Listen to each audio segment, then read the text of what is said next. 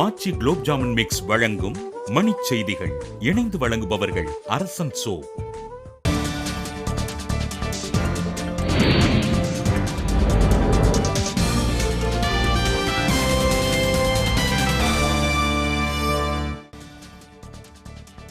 கரூர், புதுக்கோட்டையில் புதிய மருத்துவக் கல்லூரிகள் அமைக்க ஒப்புதல் அளித்திருப்பதாக தமிழக அரசு அறிவிப்பு. சொத்து குவிப்பு வழக்கில் ஜெயலலிதா சிறைக்கு செல்வது உறுதி என பாஜக மூத்த தலைவர் சுப்பிரமணிய சாமி உறுதி.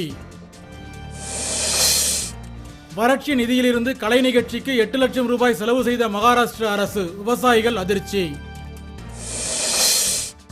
சமூக முன்னேற்ற சங்க தலைவர் கே. கோபால் மறைவுக்கு பாமக நிறுவனர் மருத்துவர் ராமதாஸ் இரங்கல். மறைந்த சமூக முன்னேற்ற சங்க தலைவர் கே. கோபால் உடலுக்கு சௌமியா, அன்புமணி உள்ளிட்டோர் நேரில் அஞ்சலி. தமிழகத்தில் டெங்கு காய்ச்சலை கட்டுப்படுத்த போதுமான மருந்துகள் கையிருப்பில் உள்ளதாக நலவாழ்வுத்துறை தகவல். முஹரம் நாளையொட்டி வேலூரில் 500க்கும் மேற்பட்ட இஸ்லாமியர்கள் உடலில் கத்தி போட்டு ஊர்வலம்.